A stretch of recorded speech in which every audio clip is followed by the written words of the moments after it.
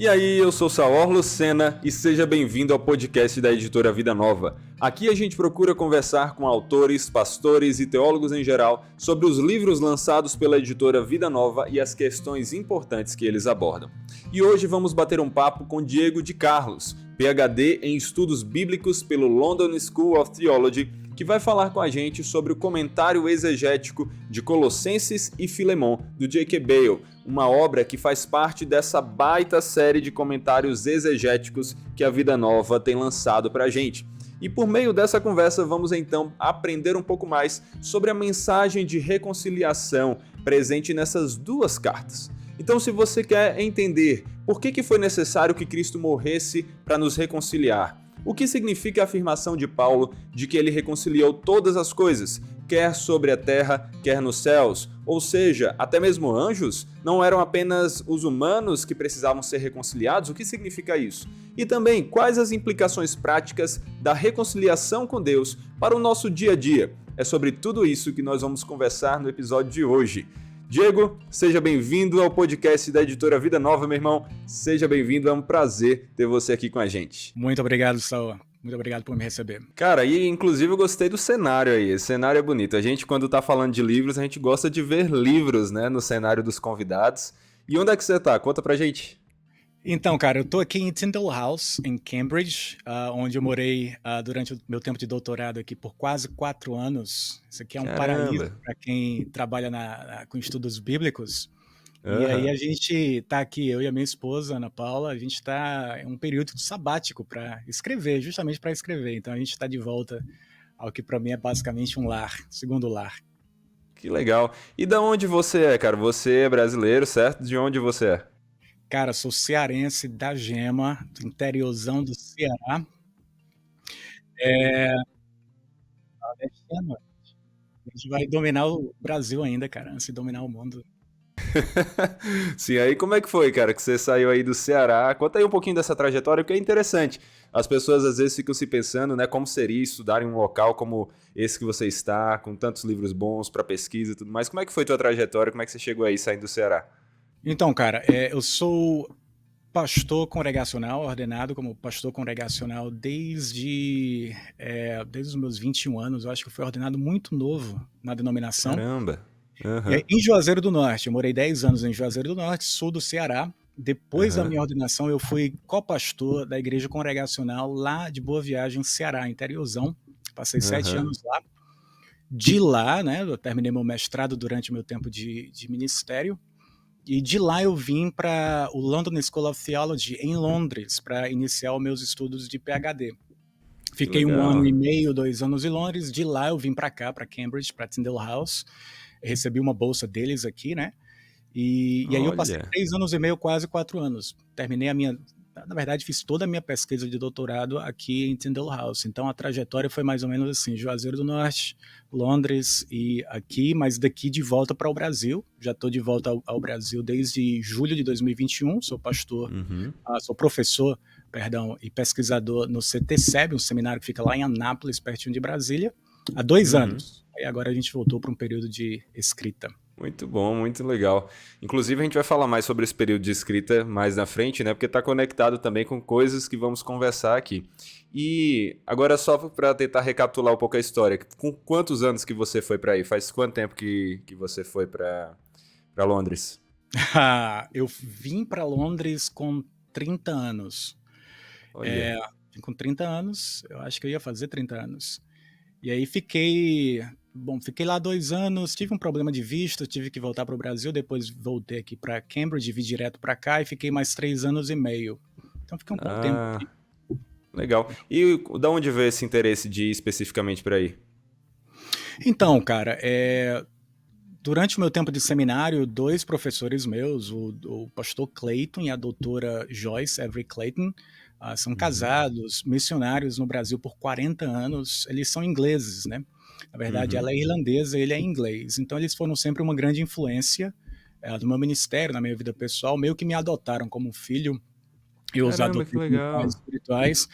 E em 2012, eles retornaram para cá, aposentados. E em 2014, eu vim E aí, Uhum. por conta da influência deles, que eles foram alunos do London School of Theology, quando eu estava procurando um lugar para ingressar para o doutorado, lá foi o primeiro lugar para onde eu enviei minha documentação, proposta de tese, e acabei sendo aceito. Então, nem procurei mais outras instituições, e foi através deles, basicamente, que eu vim para cá. Muito bom, muito bom. Deus abençoe, meu irmão, seu ministério aí. Já tenho acompanhado você pelas redes sociais, visto algumas coisas. E agora estamos aqui para conversar tanto sobre um pouco do que você está fazendo aí, né, nesse período sabático, tem conexão, como também conversando aqui sobre os materiais da Vida Nova. Eu estou aqui com alguns comentários, né, os comentários exegéticos da Vida Nova. A Vida Nova tem lançado ótimos materiais. A gente tem aqui, eu estou com o de Romanos, Marcos e Levítico. E o que a gente tem para falar hoje, principalmente no podcast, é o de Colossenses e Filemon, do Bale, né? Inclusive, você tem a versão em inglês aí, não tem? Tenho. Eu tenho uma versão traduzida da Vida Nova, mas obviamente eu deixei no Brasil. E eu estou usando aqui na biblioteca o original em inglês. Legal, legal. Vamos falar um pouco sobre esse comentário. Essa série, na verdade, tem dado o que falar, né? O pessoal o tempo todo fala, cara, essa série de comentários da Vida Nova são, assim, é uma série importantíssima para pesquisa, para exegese. Então, fala um pouquinho sobre esse comentário em específico. Então, eu concordo, Saul. Esses comentários são fantásticos e eu gosto muito da ideia de publicar comentários exegéticos, não apenas expositórios para exposição, não apenas mais devocionais, mas os exegéticos, mais acadêmicos mesmo, né? E essa é a Uhum. proposta dessa série toda da Baker, mas é uma proposta também da Vida Nova com os diversos comentários que a editora está publicando. O Uhum. Bill, cara, a Greg Bill é um cara, um acadêmico já muito experiente, de muitas décadas de trabalho, muito prolífico, e toda essa experiência e produção dele está aqui representada nesse comentário. Que legal. Exegese muito detalhada, capítulo por capítulo, pesquisa extensa, você consegue ver a abrangência da leitura dele, tanto de material de literatura primária como secundária. E em 2007, você vai lembrar disso, porque a Vida Nova também traduziu esse material e publicou, graças a Uhum. Deus, muito bom para o Brasil. O Greg Bill, juntamente com Don Carson, eles editaram Uhum. um volume bastante famoso agora, o uso do Antigo Testamento Uhum. no Novo Testamento e suas implicações Excelente. hermenêuticas. O que é que Excelente. acontece? Esse é um livro muito bom. Uhum. Bill, um dos focos da pesquisa dele é justamente essa ideia de alusões do Antigo Testamento. Então ele olha para o Novo Legal. Testamento, ele interpreta buscando não apenas as citações Uhum. diretas. Uhum. Hoje, nosso período moderno, a gente usaria talvez aspas para essas Isso. citações modernas. Não havia aspas no período do Novo Testamento, do Antigo Testamento, mas havia maneira de você fazer, obviamente, uma citação formal. Isso é uma coisa. Uhum. Mas além Uhum. das citações formais, nós também encontramos alusões, aquelas referências indiretas a textos do Antigo Testamento. O Bill é muito forte nisso, como você vê nessa obra do uso do Antigo no Novo. Isso Sim. tudo ele traz para esse comentário. Então, o que é que Hum. acontece? Ele reconhece, logo no prefácio você vê, ele reconhece a grande quantidade de comentários que nós temos disponíveis. Uhum. Então, o que é que ele tem para oferecer? De novo, Sim. é um comentário de Colossenses. Isso é E uma boa justamente pergunta mesmo. isso, é justamente isso. Então, ele aborda Colossenses por essa perspectiva. Ok, famosamente, Colossenses não traz nenhuma citação direta do Antigo Testamento, mas Uhum. Bill argumenta que há muitas alusões e que essas alusões são Uhum. fundamentais para nós entendermos a mensagem de Colossenses. Então, Sim. esse talvez é o grande diferencial do comentário do Bill. Você vai ver muitas conexões com o Antigo Testamento. E o que é legal disso é que a gente lembra de uma das regras mais fundamentais da hermenêutica, se não a mais fundamental, que é a escritura interpreta a si mesma. E quando a gente vê essa preocupação de conectar um texto da escritura com a sua ligação com o restante dela, né, o Novo Testamento e sua conexão, seja direta ou através de alusões com o Antigo, a gente enriquece a nossa interpretação. Né? E isso é uma importância dos comentários. Mas até é bom a gente fazer esse parêntese aqui, por mais que a gente já tenha feito alguns podcasts sobre comentários, mas vale a gente destacar, né? Você aí como um pesquisador, você aí que morou tanto tempo nessa biblioteca, basicamente, estudando aí, fazendo pesquisas profundas, qual a importância dos comentários bíblicos para professores, estudantes, pastores interessados nas escrituras? Como eles podem se beneficiar de comentários bíblicos?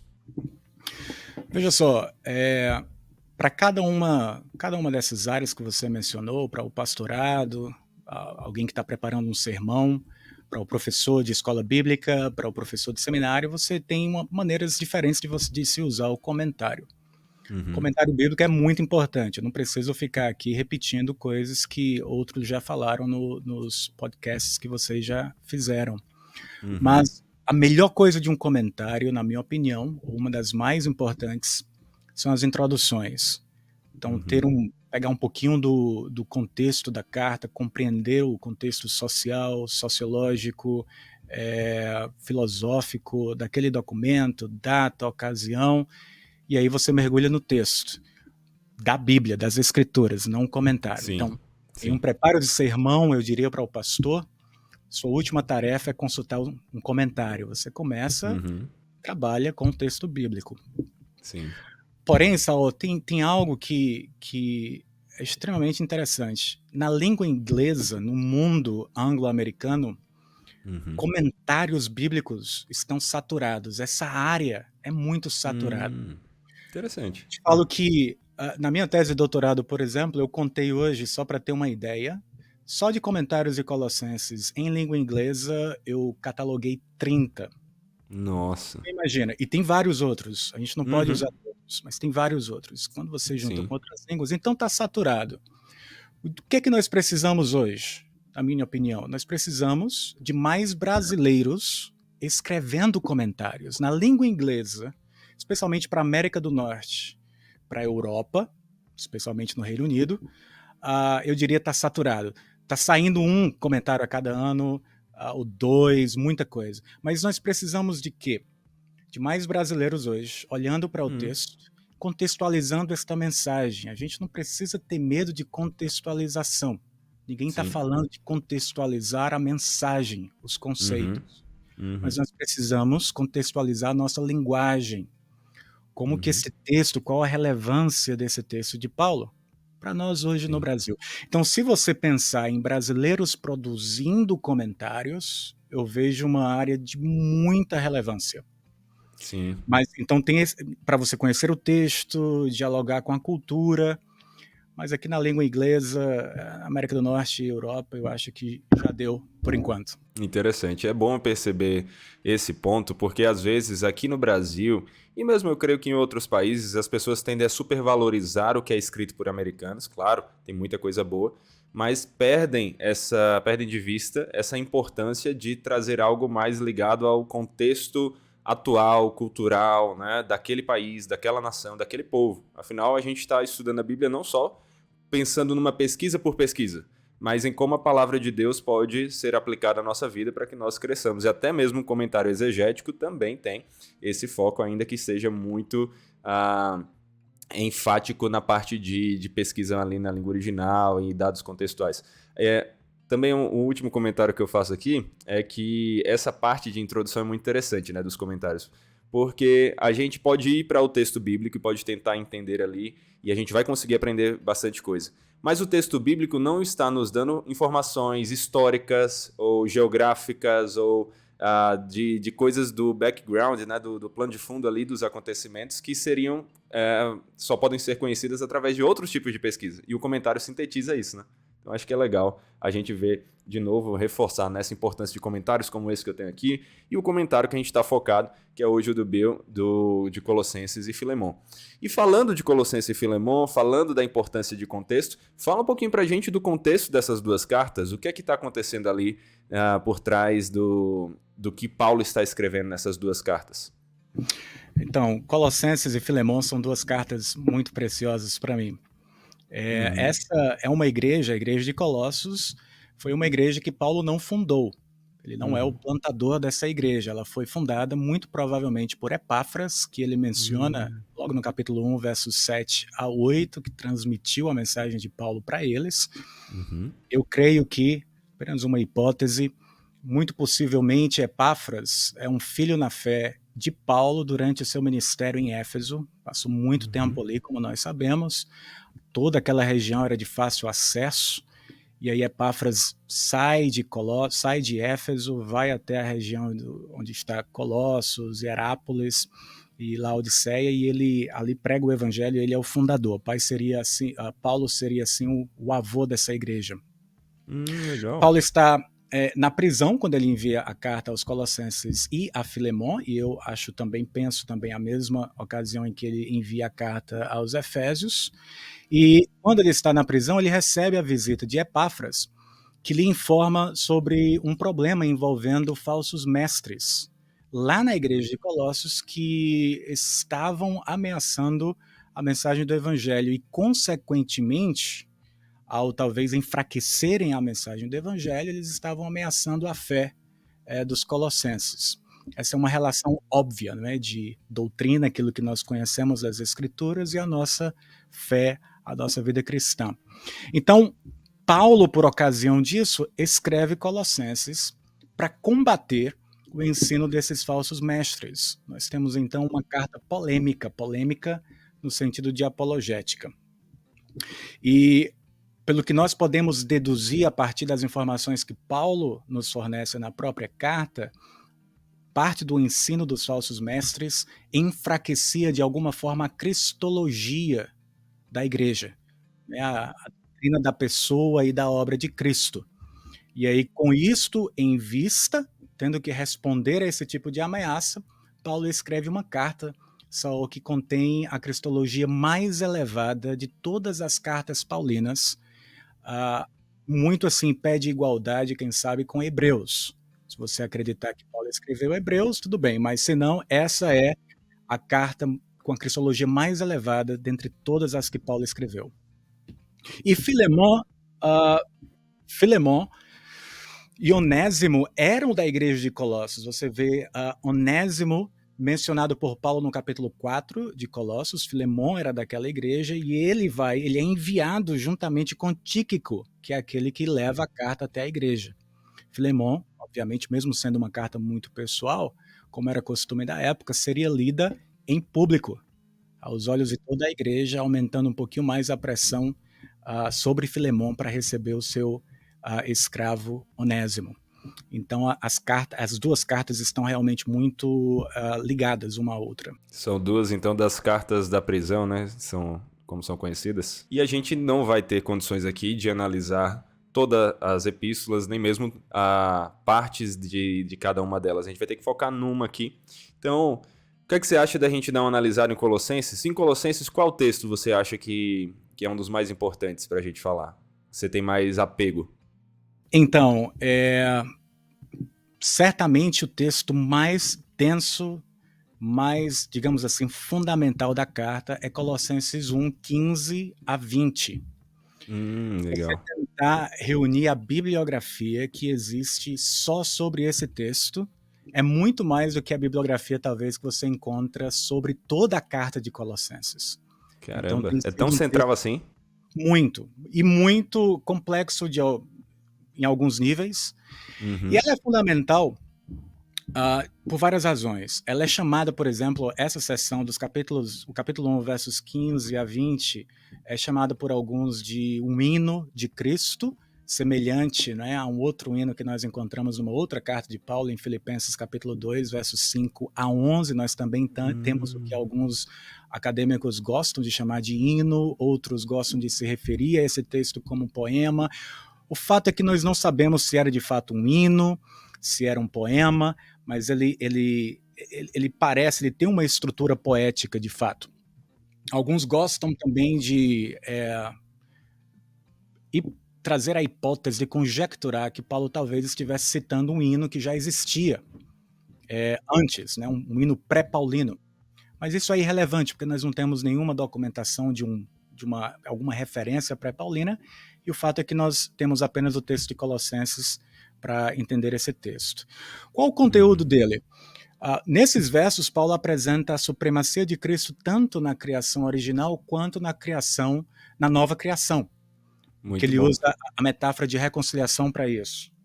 Ô, E, Diego, até sim, antes de você continuar, só para a gente trazer a mente aqui para o pessoal, deixa eu ler rapidinho esse texto e aí você continua nos explicando. Acho que vai ser um bom padrão aqui para a gente claro, seguir. Eu vou ler brevemente aqui do verso 15 a 20, não é isso? Do capítulo 15 a 1. 20. Eu vou ler Isso. aqui na Almeida Revista Atualizada, que é a versão que eu estou aqui do lado, mas deixa eu fazer essa leitura para a gente. Este é a imagem do Deus invisível, o primogênito de toda a criação, pois nele foram criadas todas as coisas, nos céus e sobre a terra, as visíveis e as invisíveis, sejam tronos, sejam soberanias, quer principados, quer potestades. Tudo foi criado por meio dele e para ele. Ele é antes de todas as coisas. Nele tudo subsiste. Ele é a cabeça do corpo da igreja. Ele é o princípio, o primogênito dentre os mortos, para em todas as coisas ter a primazia, porque aprove a Deus que nele residisse toda a plenitude, e que, havendo feito a paz pelo sangue da sua cruz, por meio dele, reconciliasse consigo mesmo todas as coisas, quer sobre a terra, quer nos céus. Que texto bonito, né? Fantástico, muito denso. E Demais. ele é um texto que a gente considera fundamental, Saul, porque Paulo volta para ele várias vezes ao longo da sua argumentação em toda a carta. Então, quando nós chegamos no capítulo 2, em que ele lida com os falsos mestres mais diretamente, ele evoca temas que ele já mencionou nesse hino. Quando a gente chega naquela sessão que nós conhecemos como uma sessão mais prática, exortatória, tecnicamente chamada de parêneses, Paulo aplica a mensagem, a teologia que ele desenvolve nesse hino também nessa sessão, no capítulo 3 até o capítulo 4, verso 7. Então, ela constitui meio que a base, o alicerce da argumentação de Paulo, a fonte de onde ele extrai a sua teologia para aplicar a várias áreas necessárias da fé e da prática dos colossenses. Esse texto que você leu, ele pode ser dividido, eu gosto de dividi-lo em 3, se nós pensarmos em um hino, em 3 estrofes, com a segunda estrofe sendo meio que uma ponte para a segunda, mas para simplificar, a gente pode dividir em 2 partes também. Versos 15 a 17, quando você olhar de pertinho, você vai ver que Paulo está falando da supremacia de Cristo em toda a primeira criação. Aquela lá de Gênesis 1. Paulo está dizendo que Cristo Jesus é aquele por meio de quem, nele e para ele, todas as coisas foram criadas, no verso 15. Paulo acrescenta algo nesse verso, Saul, que é novo na cristologia do Novo Testamento. Até então ele não havia falado isso. Ele fala que a criação no verso 15 foi feita através de Cristo, nele, e a última preposição para ele. Pela primeira vez ele diz, toda a criação tinha um objetivo, Cristo, para a glória de Cristo. Ele desenvolve isso, seres visíveis e invisíveis, tudo isso é sustentado por Cristo Jesus. Nos versos 18 a 20, você tem a segunda estrofe, digamos assim, maior. Agora, alguma coisa aconteceu entre a primeira estrofe e a segunda, que nesse momento, essa criação que foi criada boa, como nós conhecemos e sabemos a partir de Gênesis 1 e 2, ela está em necessidade de reconciliação. E Paulo fala que assim como Cristo é o cabeça e supremo sobre aquela primeira criação, ele é o responsável por reconciliar todas as coisas. Esta é uma metáfora que, dentre outras coisas, fala da recriação, como a gente vê em 2 aos Coríntios 5,17, esta recriação de todo o cosmos, a começar por nossa transformação em Cristo. E nessa nova criação que Paulo resume aqui na igreja, nesse novo homem, nesse novo ser, nessa nova entidade, Cristo continua sendo supremo. Todos os pronomes relativos nessa seção se referem a Cristo, ele é o alvo.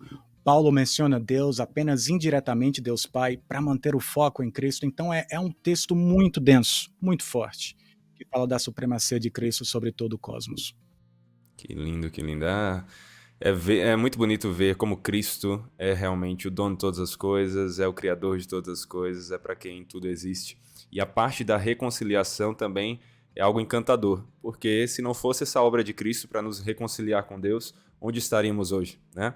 Como estaríamos? Qual seria a nossa saída? Não haveria, né? Então eu acho que a gente pode até focar nisso. Vamos focar um pouco nessa mensagem de reconciliação do versículo 20. Por que que nós precisávamos ser reconciliados, né? Do quê?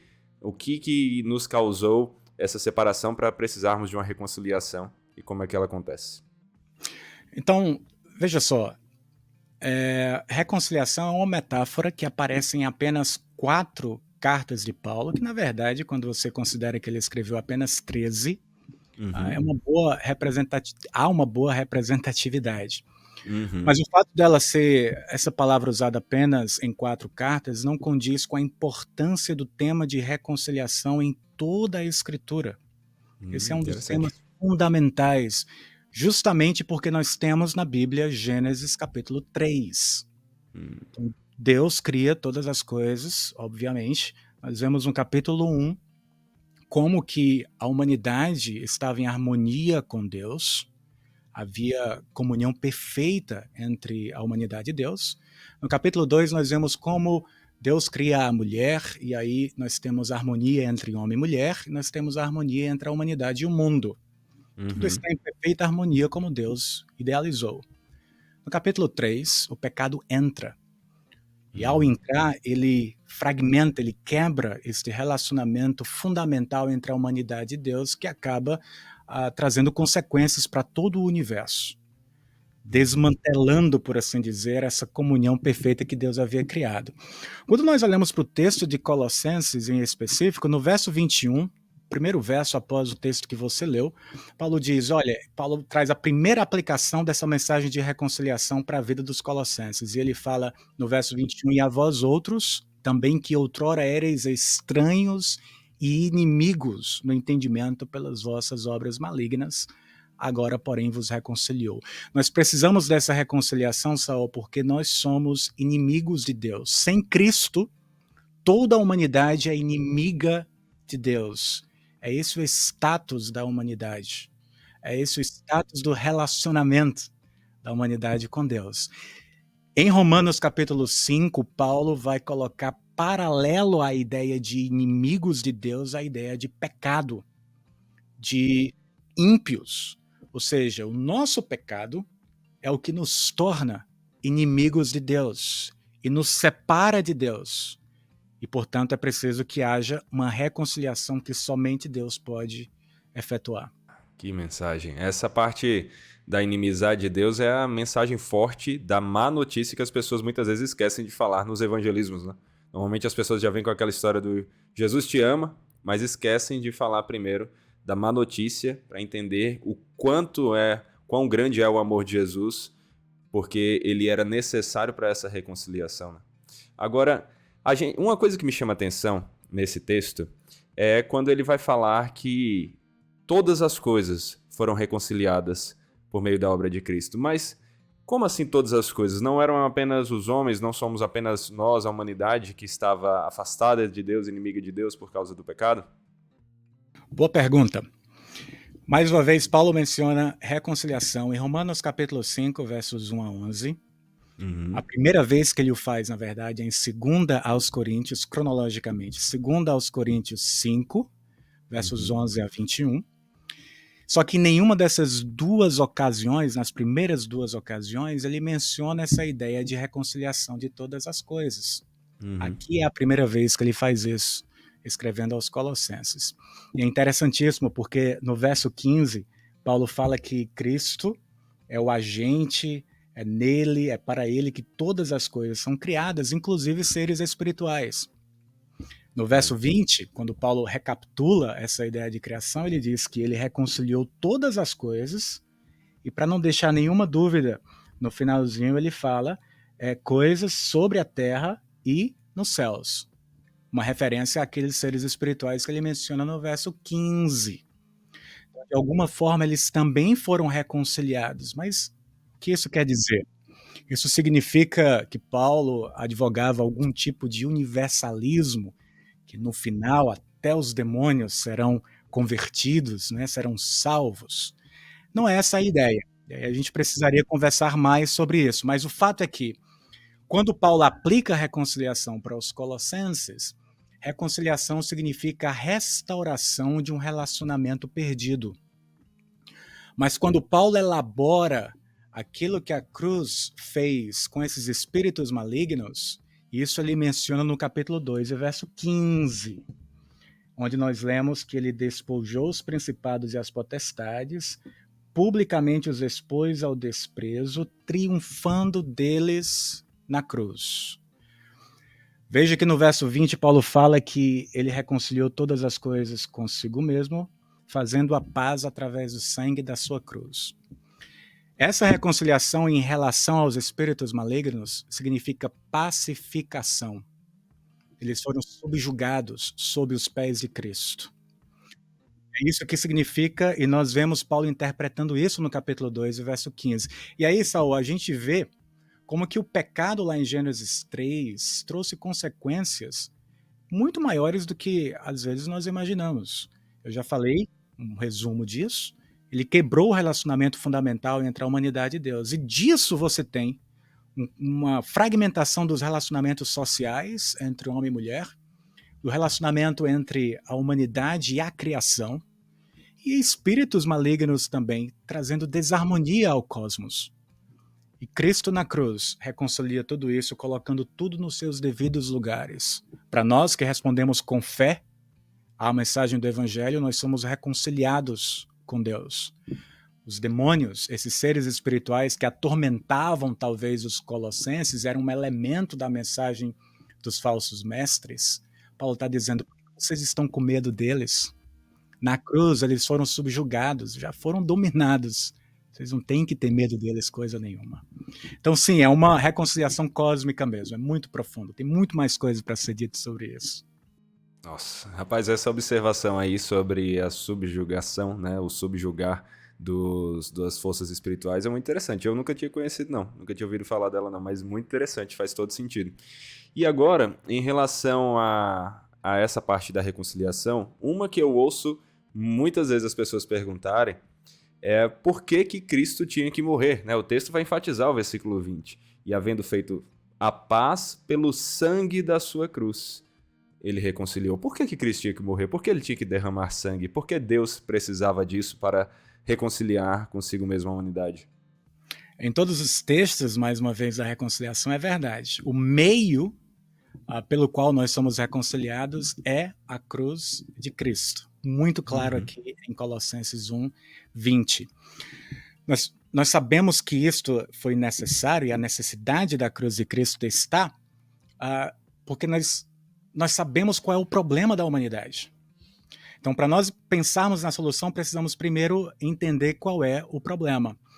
Então, no que você estava falando um pouquinho aí anteriormente, eu estava lembrando daquele jargão. Crentes gostam de alguns jargões.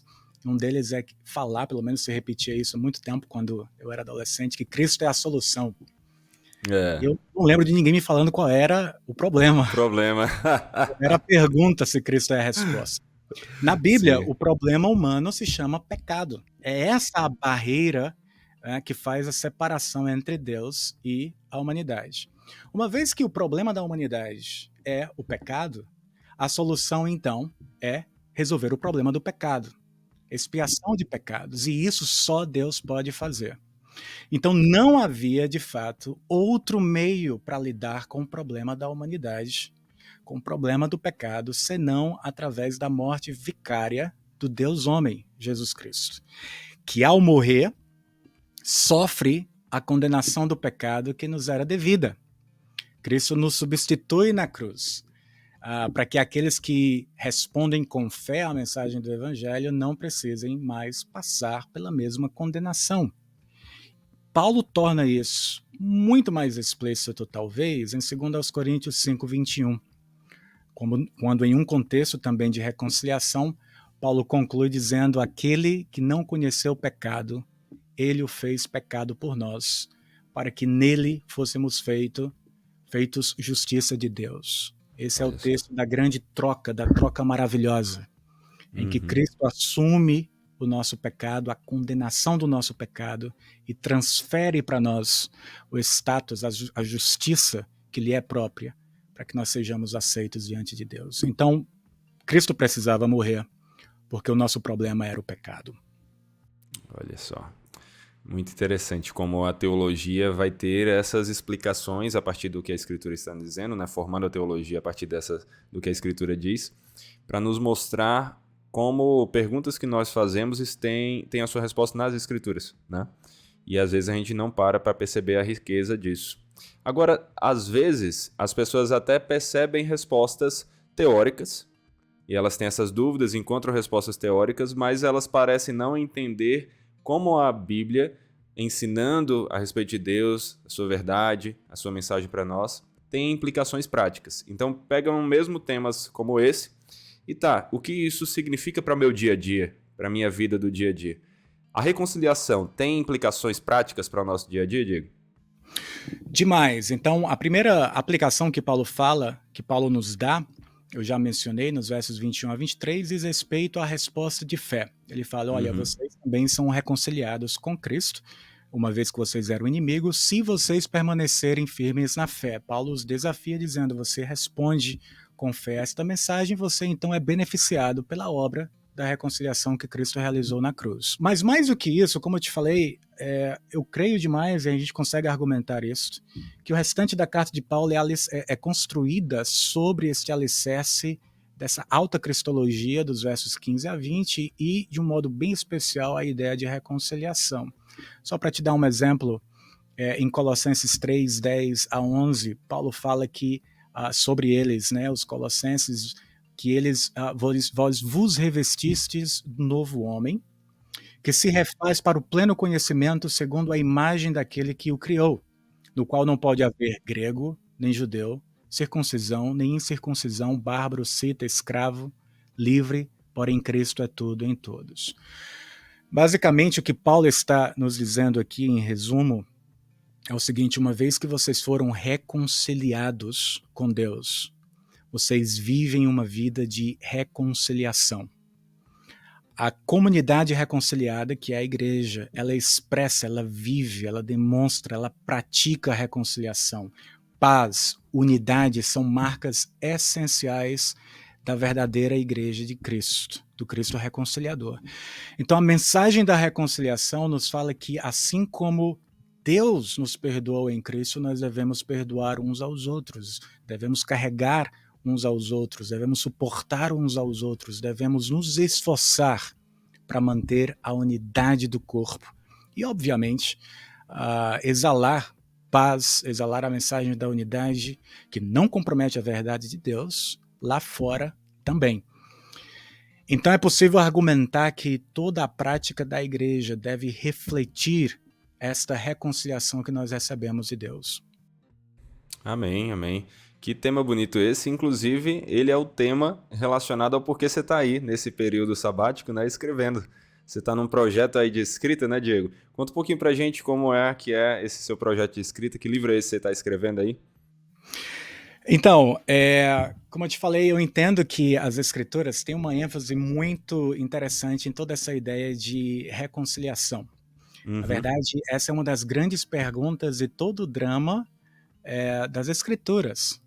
Como seres pecadores como nós são capazes de se relacionar com um Deus que é totalmente santo e puro?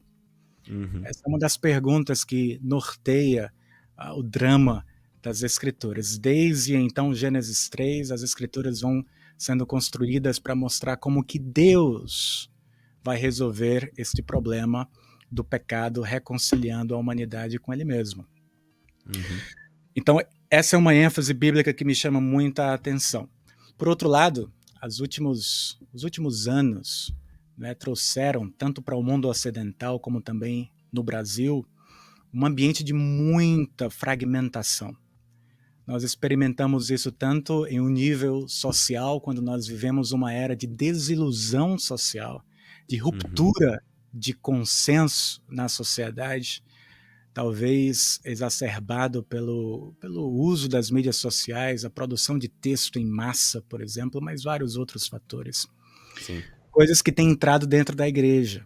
Infelizmente, a gente tem visto um número muito maior de famílias fragmentadas, quebradas, destruídas, igrejas divididas, cristãos entrincheirados por conta de divergências políticas, essa polarização que nós experimentamos hoje. Então, a mensagem da reconciliação tanto é muito importante em toda a Escritura, como eu vejo uma relevância muito grande nos nossos dias no Brasil. Então, essa foi, digamos assim, a minha motivação para querer trabalhar esse tema em um livro para ser publicado no Brasil.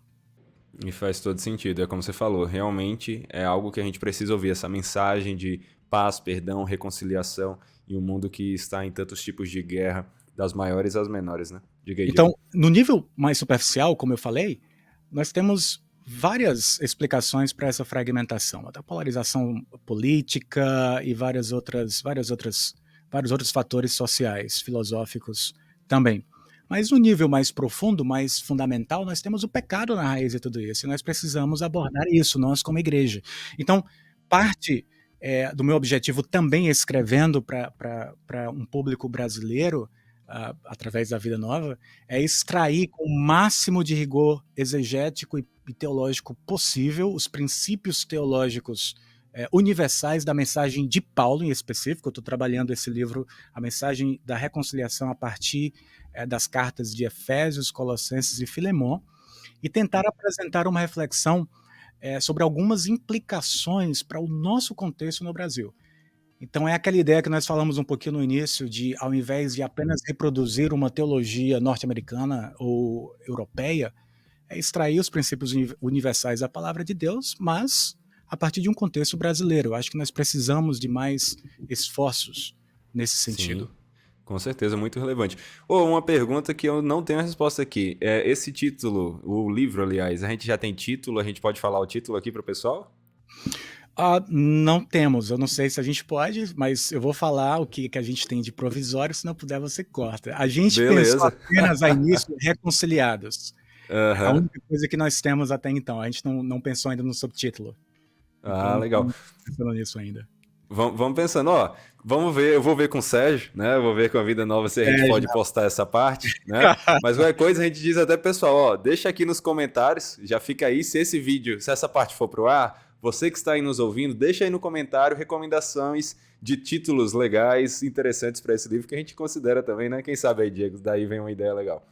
Mas me fala mais um pouquinho sobre esse processo de pesquisa, cara, porque você está aí agora numa biblioteca desse tamanho, fazendo pesquisas, você que já é um pesquisador, um PhD aí, um doutor, né, de teologia, como é que é o processo para pesquisar e escrever um livro como esse? Então, legal. Esse projeto surgiu logo no meu primeiro ano de doutorado. Conversando com um acadêmico aqui inglês, a gente bateu um papo sobre Colossenses, Efésios, Filemon, reconciliação, e ele me despertou para algumas ideias. Eu pensei, cara, eu quero desenvolver isso no Brasil, mais à frente. Então eu coloquei na gaveta, depois de 4, 5 anos, eu tirei da gaveta. Olha aí. Encorajado, inclusive, pelo Jonas Madureira. E aí a gente voltei a trabalhar um pouquinho nisso aí. Como é que funciona? Qual é o processo? Esse será o meu primeiro livro mesmo, escrevendo para a igreja, escrevendo para pastores e tal. A minha tese de doutorado ela vai ser publicada agora, mas é uma tese, é muito técnico. É uma dissertação, tem um outro, digamos assim, uma outra pegada. Sim. Eu estou aprendendo um pouquinho aqui, à medida em que eu estou escrevendo, a como produzir esse tipo de livro. Mas como que funciona? O trabalho de pesquisa é bem semelhante. Eu não tinha muita coisa ainda pesquisada sobre parte das áreas em que eu preciso abordar, né? Como eu te falei, eu vou trabalhar Efésios, Colossenses, Filemon. Eu fiz um pouco de pesquisa em Colossenses para minha tese, mas apenas toca no meu tema indiretamente. Então eu preciso fazer a pesquisa também. Como que funciona? Com muito trabalho. Muito suor. A inspiração é apenas realmente, como a gente gosta de falar, 10%, 90%. Sim. Muita inspiração. Então, como eu te falei, eu estou aqui com um sabático de 6 meses só para escrever. Então, eu tenho uma biblioteca de Tyndale House à minha disposição, que é uma grande bênção para estudos bíblicos, uma das melhores bibliotecas do mundo, tem tudo aqui à nossa mão. Então eu Nossa, fico entre 8 a 9 horas por dia, de segunda a sexta, na biblioteca, pesquisando, olha e isso. aos Uhum. sábados pela manhã.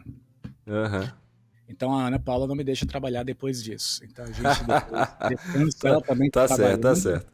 tá certíssimo. Ela também está trabalhando no livro dela e nós dois ficamos lá presos na biblioteca por cerca de 8, 9 horas de segunda a sexta-feira, com muito Uhum. trabalho.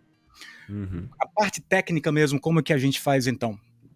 Bom, eu tenho aqui o meu material, Efésios, Colossenses e Filemon. A primeira Uhum. coisa que eu preciso fazer é mergulhar na literatura primária. Então, ler, reler, ler novamente as 3 cartas, ler mais abrangentemente as demais cartas de Paulo. Manter um foco na literatura primária, Saul, é fundamental. Novo Sim. Testamento, Antigo Testamento, literatura judaica, greco-romana, material primário. Depois disso, você faz anotações a partir da sua leitura, da sua exegese, da sua interpretação do texto. Você vai fazendo as suas anotações durante todo o processo. Arquiva Uhum. direitinho. Você tem que ter um bom sistema de notas, como que você vai Uhum. organizar isso daí. Depois você parte para a literatura secundária, que é gigante. Eu começaria com monografias, artigos especializados, depois capítulos em obras de coletâneas, e, por último, comentários para essa parte de pesquisa. Olha. E, à medida em que você vai lendo esses materiais relevantes, você também vai fazendo anotações. Sempre anotando. Depois você esquece tudo que você anotou e começa a escrever, mano. Escreve. Muito bom. Então, você tem uma ideia do esboço, é sempre bom ter algum tipo de esboço, por mais preliminar que seja, por mais provisório que seja, aí você vai escrevendo. Esquece, não vai se preocupar com nota de rodapé, não vai se preocupar com bibliografia, com detalhes, você vai escrevendo o que você pesquisou. Quando você tiver, então, ali um capítulo pronto, aí eu pelo menos volto para o início do capítulo e vou colocando as notas de rodapé, vou fazendo algumas leituras necessárias, comparando com alguns outros pesquisadores, tal, e vou dando um pouco mais de corpo ao meu texto. E assim vai. Então, o dia a dia é assim, é um dia de muita biblioteca. Às vezes a gente passa uma semana para escrever, para trabalhar em um parágrafo. Às vezes em uma semana você consegue terminar um capítulo. Depende bastante Olha. do que você está fazendo. Eu lembro uma vez, eu gosto muito de contar essa história para os meus alunos, que durante o meu doutorado eu encontrei esse pronome pessoal em Colossenses e eu falei, eu não gosto da explicação que os acadêmicos, os comentários estão dando para esse pronome aqui. Eu não acho que a referência seja essa. E eu Olha aí. fiquei olhando para esse versículo e para esse pronome por 3 semanas, Caramba! pensando e lendo um pouco literatura secundária e tal, e eu escrevi o que eu achei que fosse uma explicação que me agradava mais, e deu mais ou menos 10 mil palavras. Nossa, Então, sobre um pronome. a minha exegese desse texto com foco nesse pronome. E aí eu mandei para o meu supervisor, ele leu, falou, cara, que legal, essa análise está muito legal, muito bacana, 1 mês de trabalho. Mas o que é que ela tem a ver com a tua tese?